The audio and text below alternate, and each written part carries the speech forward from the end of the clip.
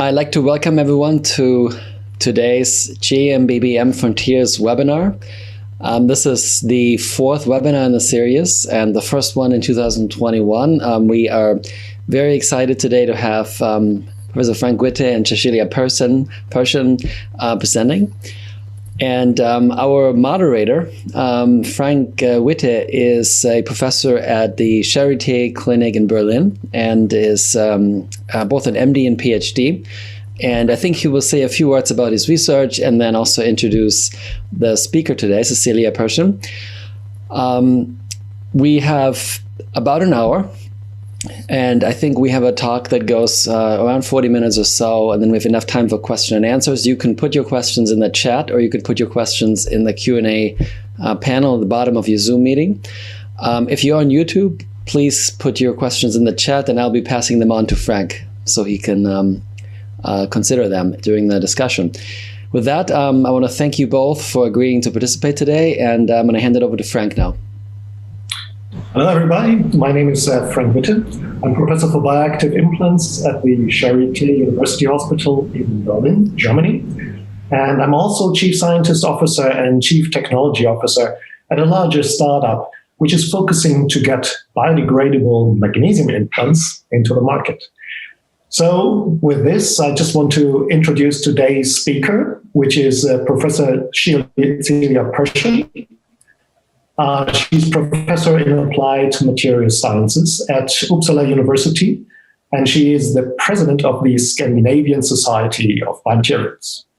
She currently directs research networks within the field of biomaterials and devices for the spine, as well as a competence center for additive manufacturing in the life sciences. And today, she is talking about the mechanical behavior of bone cements, challenges, and possibilities. So with this, no further delay, we have 45 minutes to listen to Celia. The floor is yours. Thank you very much, Frank. And I'm very happy to be here. And today we will, as Frank mentioned, we'll focus on the mechanical behavior of bone cements, and I will talk about both polymeric and ceramic bone cements and some challenges and possibilities that we have experienced during the past decade in our research group. And just before I start, I wanted to say that I'm a co-inventor on a patent of a low-modulus bone cement and co-founder of a company that aims to commercialize a product based on this patent. So just to start real simple, bone cements, what are they and what are they used for? So bone cements consist of a liquid and a powder that is mixed to form a viscous liquid or a paste that can be applied through injection or molding into the body. And this is an example of injecting a bone cement into the spine, into a fractured vertebral body, and this stabilizes the fracture and provides pain relief. And the cements are self-setting, so they harden in place. And there are various ways and solutions of mixing and injecting these cements, and I'm not going to go into detail on this, but for example, for the polymeric cements, there have been ways of enclosing the mixture in order to limit the release of the volatile monomer that is used in the mixture. And for the ceramic cements, the different solutions have been provided, and there one of the issues when injecting these cements is filter pressing. So two main types of cements, as I mentioned, we have polymeric and ceramic cements, and for the polymeric cements, they are usually based on polymethyl methacrylate or PMMA, and these are permanent implants in the body. When it comes to the ceramic cements, they are usually based on calcium phosphates. Different types of phases can be produced, and these are degradable to different extents, and I will get back to this in just a bit. And the polymeric cements can be applied in load-bearing applications, like, for example, fixation of joint implants or vertebroplasty, as I just mentioned. Whereas the ceramic cements are usually used as bone void fillers and not considered in general for use by themselves in load-bearing applications. So when they are used in load-bearing applications, they are commonly complemented with hardware like screws and plates. Or as in the case of skull implants to the right here, there is a titanium mesh supporting the ceramic cement. They set in different ways and then, of course, also result in different microstructures. So the polymeric cement consists of a pre-polymerized powder and a monomer liquid. And with the help of additives, this mixture gets into a radical polymerization, and this then leads to a setting of the material when the reaction finishes. And for the ceramic cement, there you have one or two or more phases of calcium phosphate in the powder, and this is mixed with an aqueous liquid, which leads to dissolution of the salts and precipitation of new phases, and the entanglement of the crystals leads to a setting of the material. So in terms of the microstructure of the material for the polymeric cements, these are continuous materials where you can still see the pre-polymerized beads in the material. So these are indicated by stars here within the matrix. And then in this circle, you can also see radiopacifiers, which are used as additives to be able to see the material on X-rays. Of course, the ceramic cements look completely different, and these are highly porous materials. And as I mentioned, you can see these crystals as well. This is an example of an apatite cement,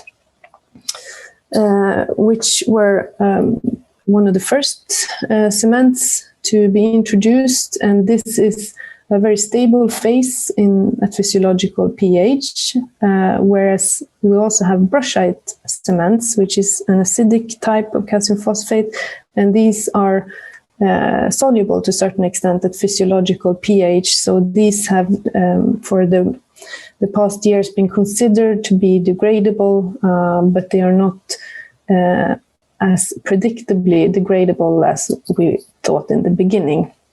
But this I will also get back to in a bit. So some challenges with bone cements. For simplicity, I will mainly discuss the vertebroplastic application. And if we start with the polymeric cements, one of the kind of traditional problems with this cement is that it has a high polymerization temperature. So this can lead to damage on the surrounding cells.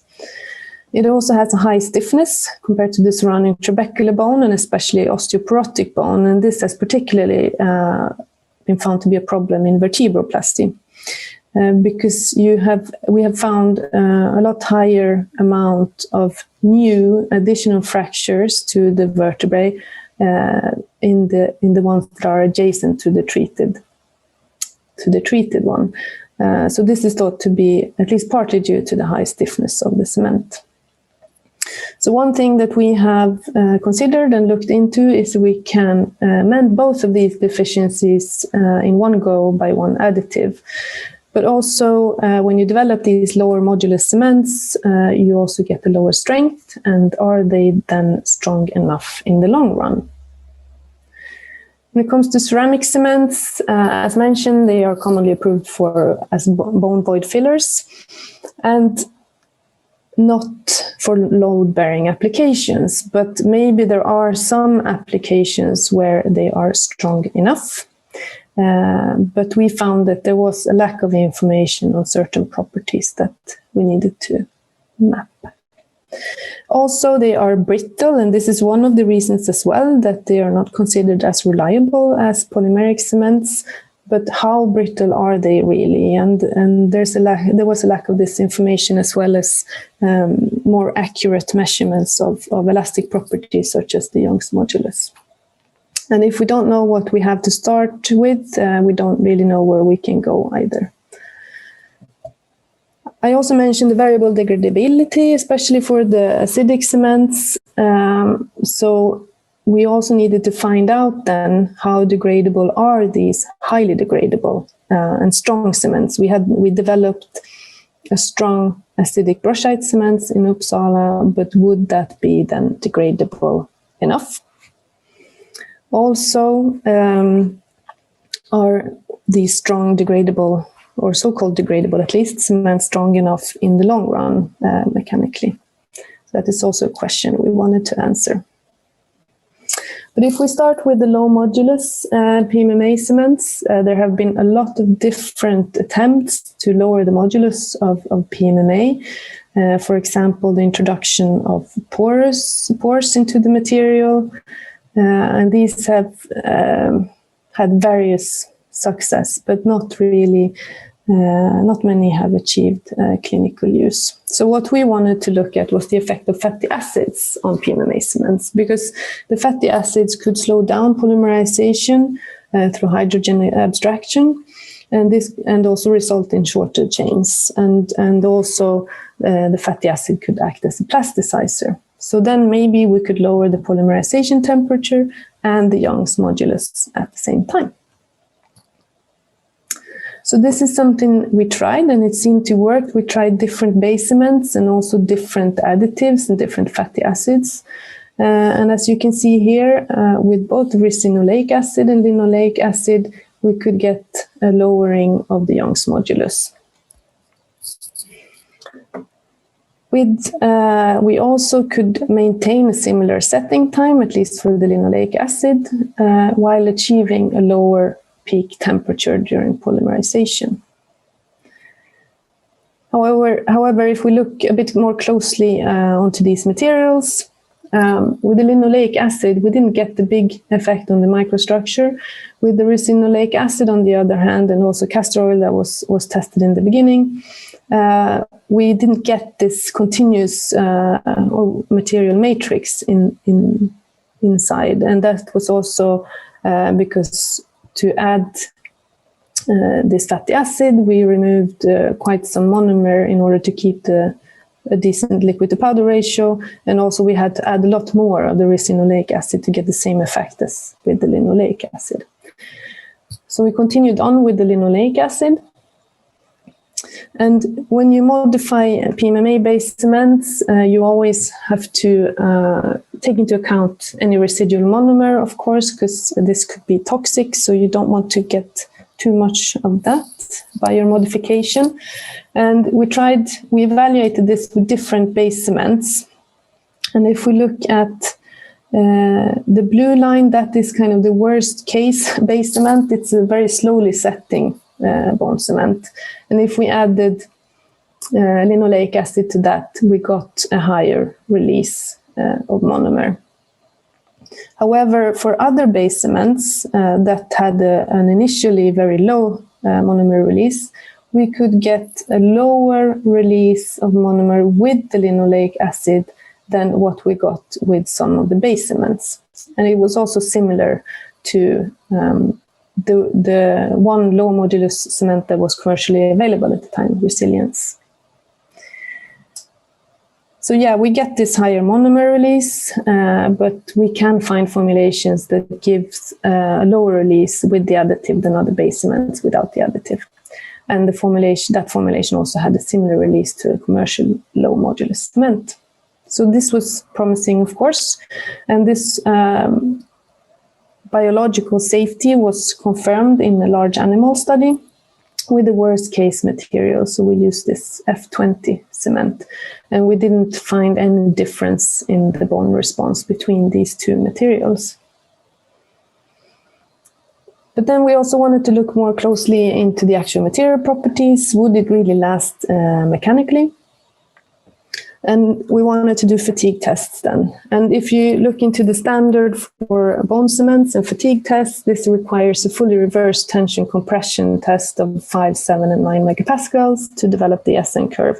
And this standard is a modification of a standard that was originally developed for the fixation of hip joint replacements. So we thought it might not be the one we want to use. Also, vertebral trabecular bone has a quasi-static compressive yield strength of less than 4 megapascals, and pressures in vivo in the disc have been measured to be approximately up to 2 megapascals.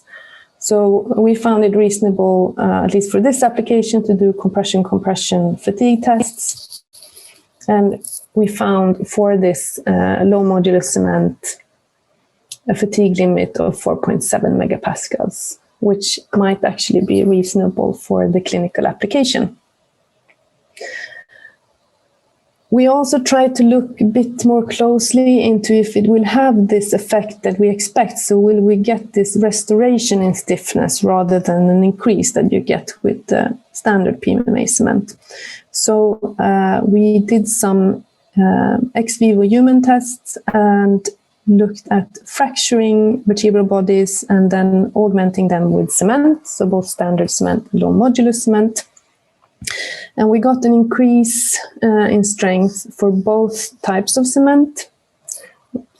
And but when it came to the change in stiffness, this was not statistically significant. We only had 10 specimens, but the mean for the standard cement was an increase, and the mean of the low modulus cement was a decrease.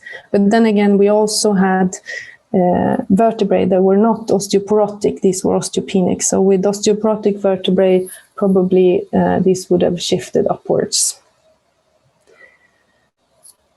But we will get a reply to whether or not this will have a clinical effect in 1 or 2 years' time. We hope. There's a randomized clinical trial that is about to start on this material.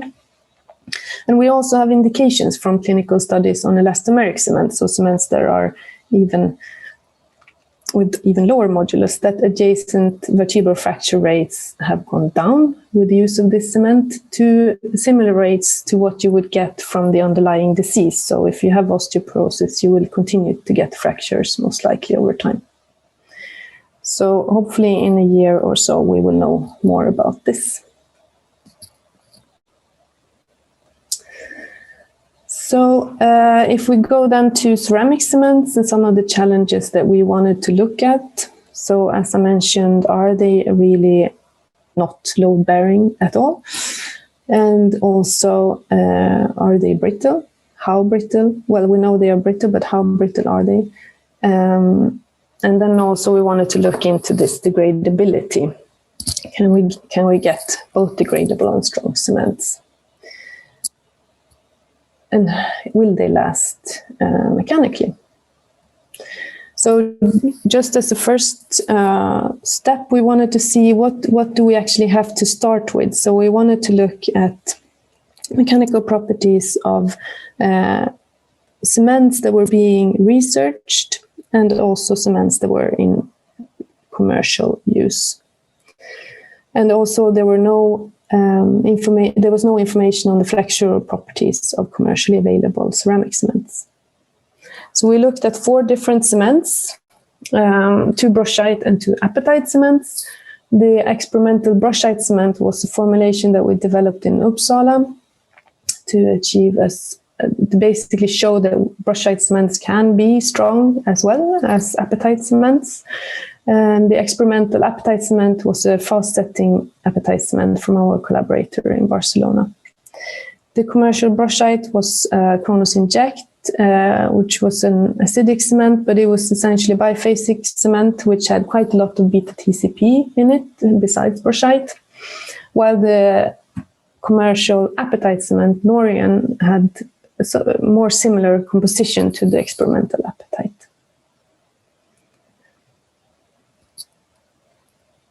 And we compare these in compression, biaxial flexural strength, and also diametral tensile strength. And as you can see here, we had the highest I should say as well that the tests were done on wet cements, so cements that had been kept wet until the tests were performed, so moist during the tests. And this in general gave somewhat lower properties than if you test them dry. And the experimental brushite cement gave higher properties than the other cements, and all of the cements except Kronos Inject had compressive strength that was much higher than vertebral trabecular bone and the pressures that you get in vivo in the disc.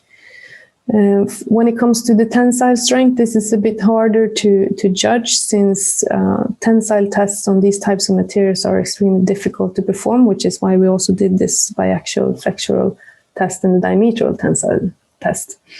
But both of these tests overestimate the tensile strength. So it's a bit hard to draw conclusions there, but at least the experimental brushite ones seem to be well above the tensile strength of trabecular bone.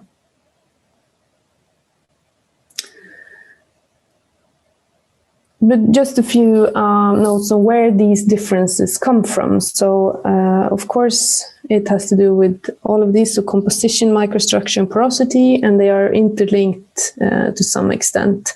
And the composition is a function of the amount of reacted matrix and filler. If you have unreacted beta TCP, this could act as reinforcement, but if you have too much, it won't. And this is in turn a function of the liquid to powder ratio, the ratio of the reactants, and other additives. When it comes to the microstructure, the crystal size will have an effect as well on the mechanical properties, and this is the result of the ingoing particle sizes and also the reaction rate. For the porosity, this is a function of the liquid to powder ratio and also particle size and composition and crystal morphology. So as you see, they're quite interlinked. And if we have a closer look into these and their porosity and the microstructure, we can see that the experimental brushite, which had the highest mechanical properties, also has the lowest porosity, which of course makes sense. And even though even though the experimental and the commercial apatite cements had a higher or similar porosity to the commercial brushite, they had much higher mechanical properties, and these cements also have, even though they have a high total porosity, the actual pores are a lot smaller. And then if we move on to this question on how brittle is brittle, and other deformation-associated properties we need to know, and in particular for numerical models, this is very important input, of course. We went to do something that Gianluca discussed in the last webinar. So we used the digital image correlation to try to get the higher resolution of displacement measurements. So we compared this common way of measuring the mechanical properties to using this DIC technique, but also evaluating any end effects by using also spherically seated platens. And we assessed 3 different types of bone cement, so not just the strong brushite cement and an apatite cement, but also a monatite cement, so an acidic cement with lower water content. And we got a very low strain to crack initiation, or actually strain to start of chipping, because once the material starts to chip, the technique can no longer measure, since it's a surface-based technique. But these, the maximum stress at chipping was very similar to the maximum stress at, or to the stress at failure, I should mention. And we got, so 0.2%, this is of course very low, and indeed this was in the range of the machine measurement precision, whereas the DIC method was shown to be able to measure less than 0.1% deformation at an accuracy that was better than 2%. So at least these measurements should be better than what we've had before and what has been reported before. And indeed, we found elastic moduli, or Young's moduli, that was higher for all cements with this technique compared to before.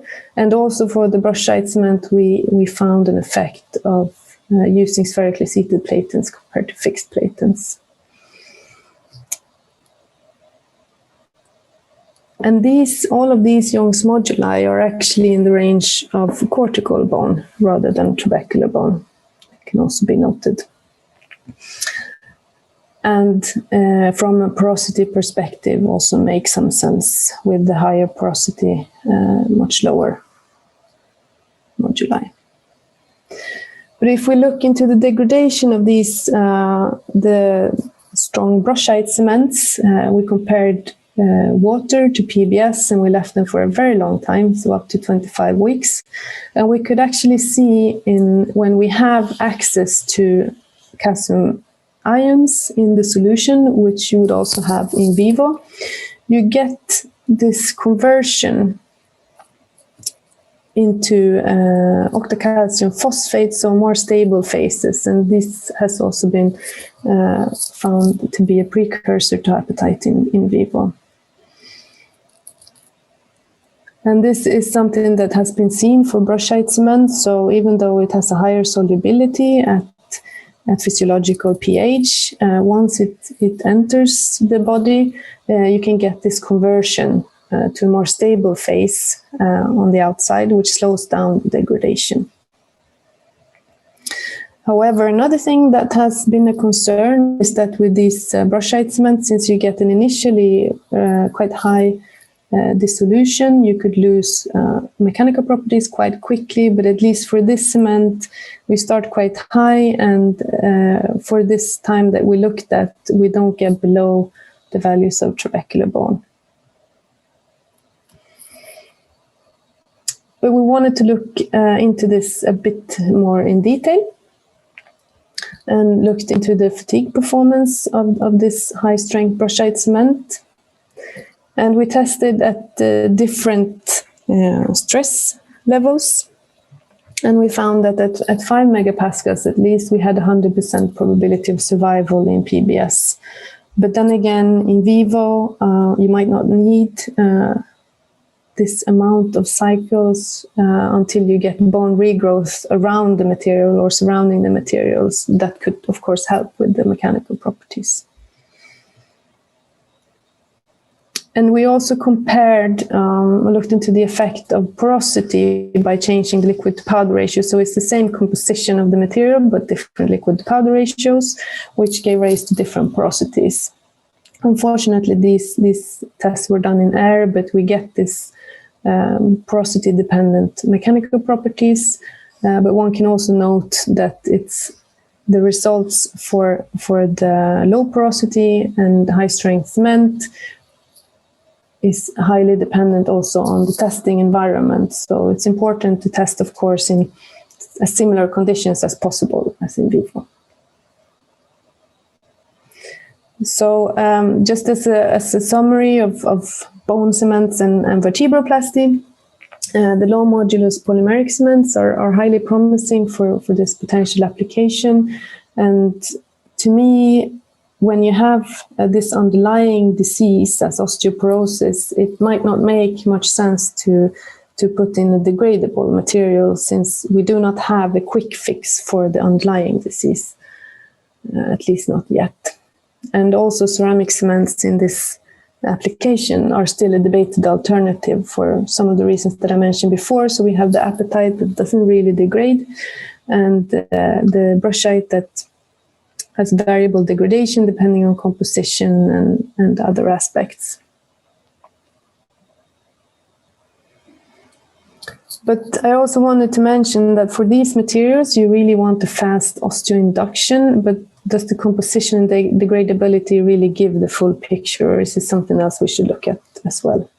And of course, porosity has been mentioned several times, and it's also an important part of osteoinduction, and this has been known for a while, but a complete picture and a complete suggestion for the mechanism here has not really been proposed until 2019. We had an interesting paper by Bonner and Miron, which proposed this mechanism for material-induced heterotopic ossification.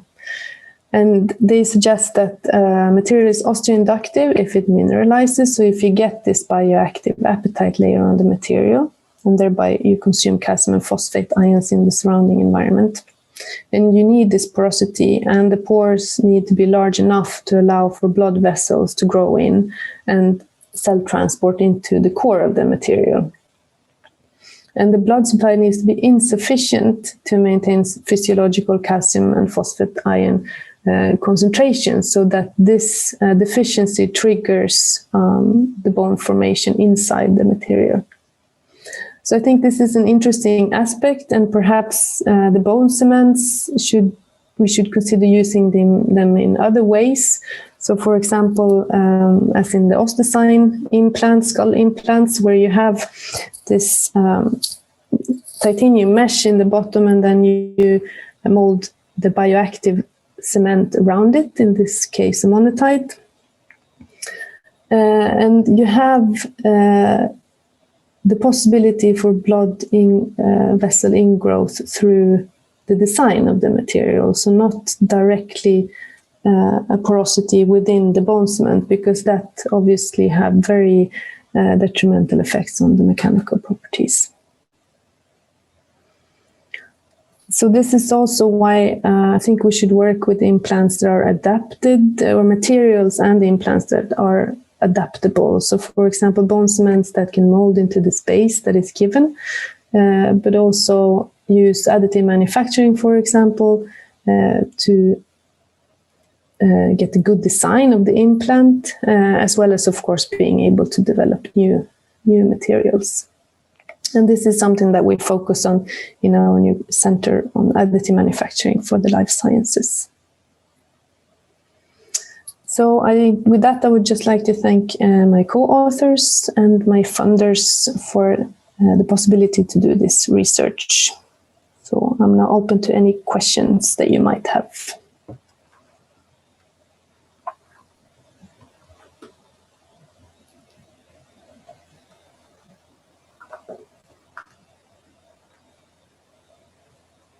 Here, I'm not sure. Well, let's see how we get this done here. All right. I need to see. Currently, there's nothing.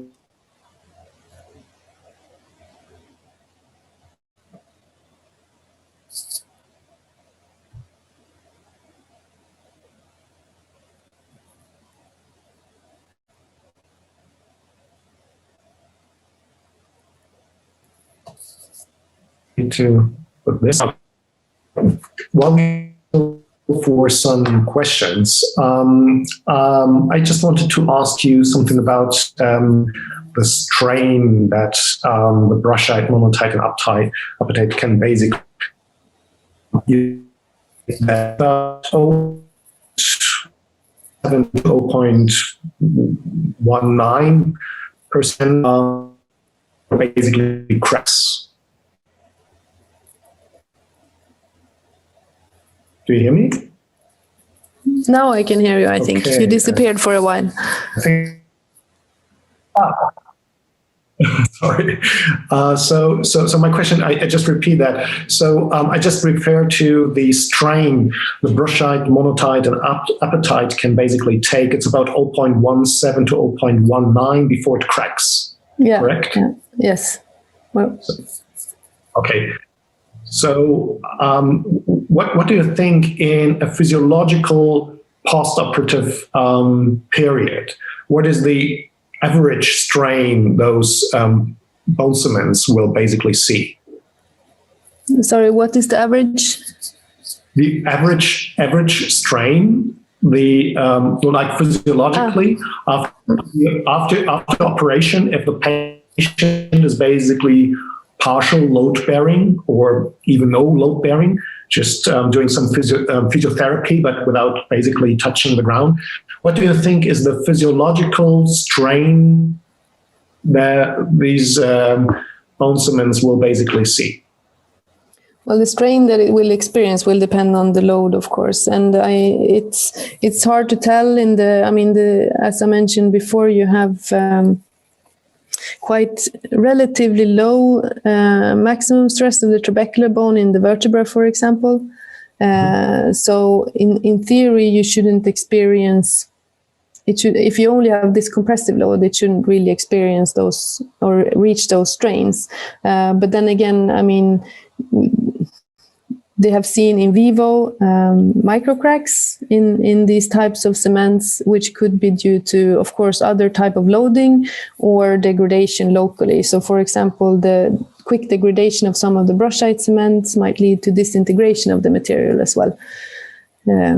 So it's kind of a complex question, as it depends. I mean, the strain will depend on the load that you experience and the stiffness of the actual material.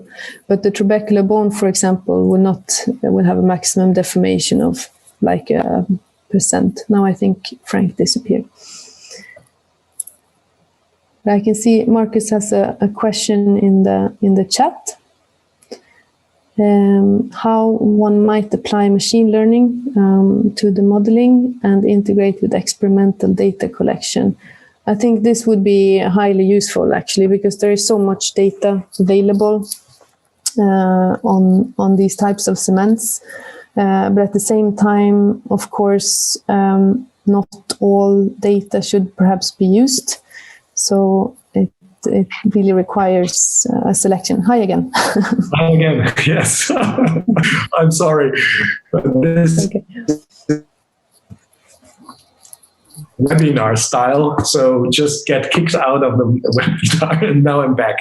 So I didn't get all of your answer. Home office is great, yeah. If your connection is good, okay. All right. Oh, I hope you've explained it very well. So I'm sorry for this, but that's how it is. Okay. So, but the only thing I just really understood before I got kicked out is that you said that in a normal physiological way, the bone cements will not see 0.17 or 0.19% of strain in the postoperative phase of the patient. Is that correct? Well, it will see loads rather than strain in that sense, and then of course it will react to the load. And if it doesn't, if it doesn't achieve the load required for deformation, then that part won't deform. So. Yeah. So, but this is the main point is that it's very hard to basically get those values out of the literature. So my question was just a guess. It's something that is basically missing as a real hard data measurement. But what is your basically guess on this? So there you have the measurements. Now I don't remember how much they deform, but you have the measurements for the disc only, I guess. Within the vertebrae, I haven't seen any in vivo measurements in that sense. Okay, right.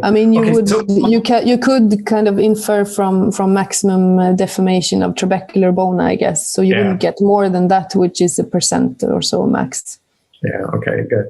One thing is that I just wanted to know is, do you think in the end, when the patient is really fully weight-bearing on maybe doing sport or whatever, they may reach that maximum and it basically some cracking is needed to completely resorb these bone cements? Yeah, it could be. As I said, they've seen some disintegration and microcracks in vivo as well, and it could be helpful for the degradation if that is what you want. That's my question. Is it somehow necessary or probably beneficial in the end? Yeah, but then again, you don't want heterotopic ossification either, so you don't want it to move around too much. So, all right. Yeah. Okay. Good. So here we got some questions in. So there is one basically from an anonymous person. I'm just going to read that. Does the mixing of cement have an effect on the mechanical properties? Yes, it does, and it's a bit. I guess it's different for polymeric and ceramic cements. Of course, you need a homogeneous material, so that is what you would aim for the polymeric cements. For the ceramic cements, it's a bit more challenging. As I mentioned before, you can get filter pressing, so get mostly liquid out and not the powder or the full mixture. But so it depends a bit if they're talking about polymeric or ceramic cements. But it's not really something that we have looked a lot into. Of course, the important thing is to get the homogeneous mixture so that you get what you expect to get. You see what I mean? Yeah, I understand. I think there's another question from probably the same anonymous participant. Basically, I think they are referring to polymers, because the question here is, for hip replacement, where are the fractures often seen? Bone cement or implant cement interface? Well, I wouldn't know how to answer that directly, because the main and large issue there, as we usually see it, is the long-term effects, and there you have the issue of wear particles and so on, and that can lead to osteolysis around the implant and loosening later. Yeah. Okay. The early failures are not. Sure. Yeah, that's what a lot of people see. Yeah. Okay, great. I think here's another question from Yanis Loksh, if I probably pronounce it right. He says, or she says, great presentation, thanks. What is the degradation rate to aim for in case of osteoporotic patients, as their bone regeneration rate is slow as well? Yeah, and that was what I tried to say before as well, that I'm not sure that you should aim for degradable cements at all in osteoporotic patients, because you cannot get this quick fix. I mean, there are osteoporotic treatments, but they're kind of long-term, and in any case, you have this underlying disease, so you have a weak bone. So in that case, I would rather go for these permanent implants. Yeah, and then basically have a systemic treatment probably at the same time. Yeah, so exactly. The basic. Yeah. All right. Good. Currently, I don't see any further questions. I'm just asking Marcus, do you have something from YouTube? There's nothing on YouTube. I had a question, but I think Cecilia already answered it while you were gone. But I don't know if you were completely done with it, but there are no other questions as far as I can see for now. Well, I would like to ask you if you have any further thoughts on that, actually, because I think I see challenges with these, like how to do the selection of the studies and the data that you can find, basically. Don't know if you have experience with. Yeah. So no, I think it's right, and one of the challenges probably will be to select the data and also label the data. I think then there needs to probably be some manual intervention and or some modeling potentially to relate an experimental measurement with a feature or whatever we're interested in. We would be interested in doing, predicting a classification or predicting a long-term behavior in a patient. So I think there's some additional processing needs to be done. But I think it's an exciting field. So we actually are going to have a special issue at JMBBM on AI and machine learning in biomechanics and biomaterials. So I was thinking of that, and if that might be something. So some of you actually attending also, I want to announce that we'll be getting an announcement out soon on this. But I think it's an exciting field for our community to think about data-driven methods. Yeah, definitely. I mean, it's difficult enough to select data for a review. Right. Exactly. Yeah, that's definitely a challenge. Well, yeah. I mean, I don't see any. Let me check again here. I think we answered all the questions in the Q&A. I don't know, Frank. Do you have additional questions or comments? Not currently. I think that maybe it's okay for now. We're almost in the hour range, so I think it's a perfect time for you maybe to close it. Great. Well, thank you both, Frank and Cecilia. It was a really wonderful presentation. Lots of really, really exciting ideas and also real-world impact. I think that's very important in our community, and I think both the moderator and Cecilia, you both brought that to the table and stimulated some really interesting, intriguing questions that we're going to be looking at in the future as a community, I think.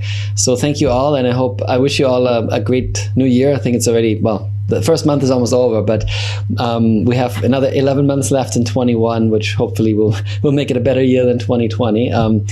So we have the next webinar actually is going to be happening on Thursday again, this time, Thursday, February 11. And the webinar next time will be on the biomechanics or biomaterials issues in women's health. We have two speakers, Alice Clark and Kyoko Yoshida, and Michelle Owen will be moderating. So I'll be announcing that very soon on Twitter and on other channels via email. So keep an eye on this, and hopefully we'll see you all in about 2 weeks for the next webinar. Thank you.